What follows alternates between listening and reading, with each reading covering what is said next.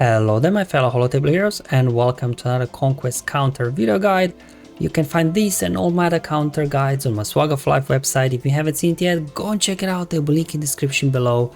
But in today's video I'll be going up against Ewoks. Now Ewoks are fast, they don't hit a whole lot hard, but they're annoying because of their booby traps modifier. Because whenever an enemy targets an Ewok while attacking out of turn, they get stunned.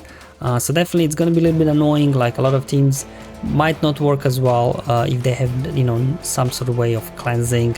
And then, depending on as well on the Ewok comp, things could get a little bit more challenging. More about it once we get into the battles. In this video, we got two sets here of data this set to show you today. So I'll start off first with the Overzealous data this set, and then I'll switch over to Stoneskin after I show you a few battles. So the Overzealous, obviously, if you need a reminder, it relies on 3 stacks of Zealous Ambition data disc to really boost the damage to your healers and support. And we've got Vitality, Entrenched, and Fortified, for the extra survivability. And we start off with obviously support and healer based units here with the Jedi. So you can see they keep going after Old Ben. Now if he does get defeated, obviously we do have their Julie for the revive. There goes the stuns. We'll bring him back hopefully in time. Let's just go ahead. Perfect. I'll just hopefully finish these guys off before. Maybe I should have waited with the revive until I was only down to one Ewok. But anyway, let's go ahead, finish off Thibaut, and down he goes. Let's move on to the next one. We got Padme, obviously with the Echo and tag there from Bad Batch joining the fun. They're both support, as well as Padme and her basing can do a lot of damage. Now, good thing about here, obviously with Padme, once we do have protection up, which we have because of entrenched data disc, I think you can kind of resist debuffs or something, although there my Echo did get stunned. So here not as many stuns, but there we go, we got some stuns now. Anyway, these stuns are a bit funny with these Ewoks, sometimes it works, sometimes not, but anyway, that's okay, we got through them. Up next we got Rex clones. Now, as mentioned before, like Ewoks, they don't do a lot of damage, just do lots of small attacks, which really juices up here Thermometer Train for your guys. And then we got obviously their Echo, Barris and Rex. They all are benefiting from extra offense from the Overzealous, so we're able to quickly tear them apart once we get going. And then we got Palps. Palps is support, so is Throne, so is Tarkin, so they'll be doing some nice damage there. And then Mara is there to help you out. Unfortunately, Short Trooper didn't quite make it this time, but as soon as you get going, you should be good here. Tarkin, Zeui as well, has some nice damage. Unfortunately, there got confusion over on Mara, so she wasn't able to gain bonus thermometer, but still, it was pretty straightforward. Here we go, we got Hux here.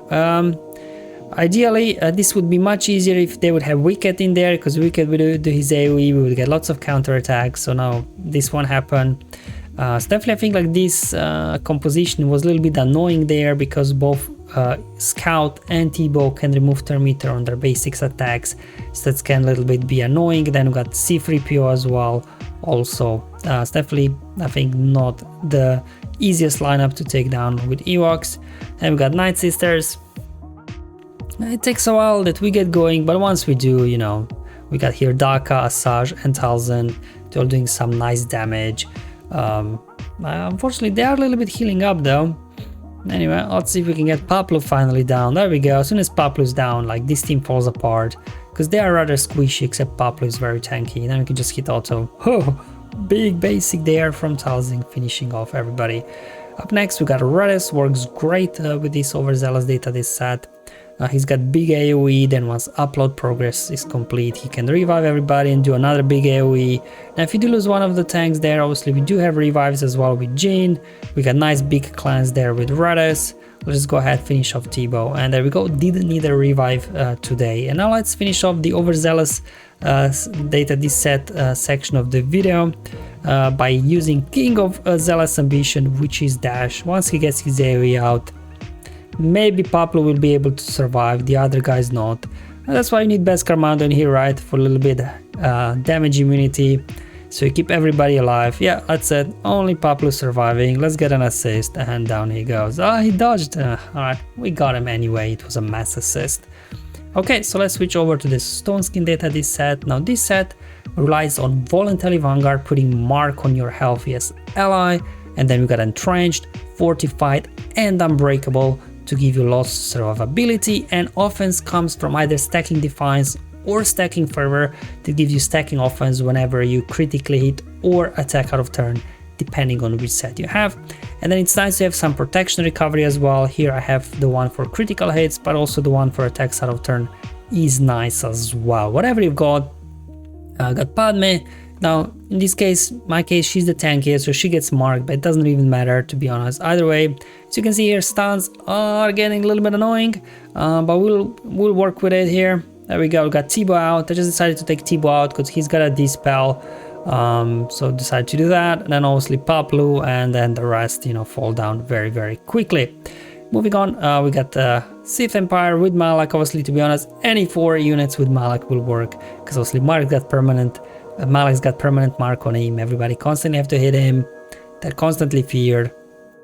And then obviously you can just pick them apart, whatever you put around Malak, very quickly, very easily. Hey guys, AI going after C3PO, that's not useful. Anyway, I just switch the target there to Ewok Scout.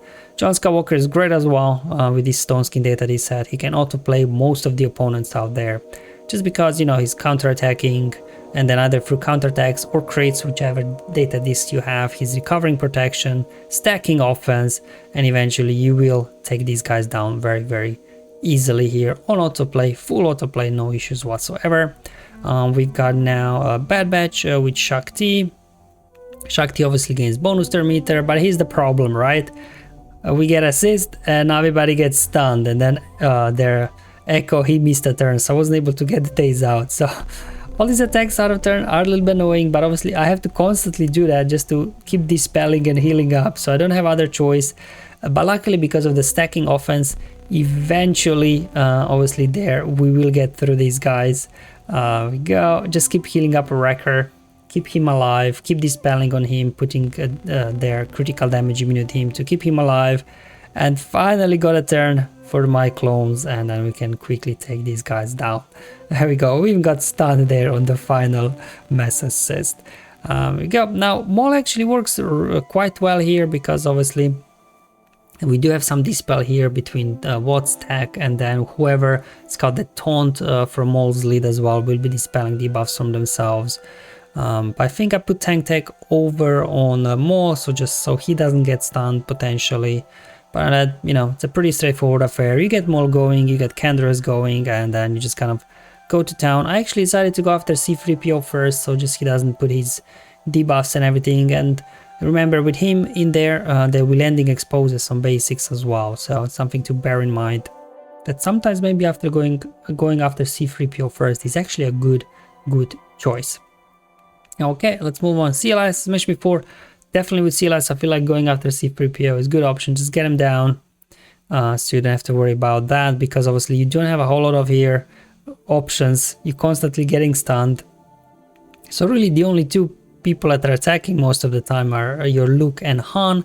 Another key component here is do not use call to action with Luke, because then he will stop gaining all these bonus turn meters. You can see now once he does have whole call to action.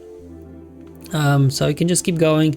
You only use call to action for cases where you need to like recover some health and protection, but you know, only 6 survivability shouldn't be too much of a problem. And finally, for the stacking offense, was able enough to put a big hit there on Paplu to take him down, because he's very durable. And then we got Best Carmando. Again, here we're kind of relying here on some this stacking offense that we have going, so that Whistling Birds do some nice damage already. So the first one won't do a whole lot of damage. There we go, wasn't able to take out C3PO. So hopefully on his next Whistling Birds, we should be able to do more. There we go. Just kind of keep these guys under control. At this point, we can just probably hit autoplay.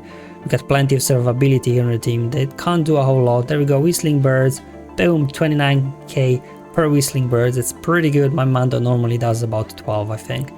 There we go. We got Grievous.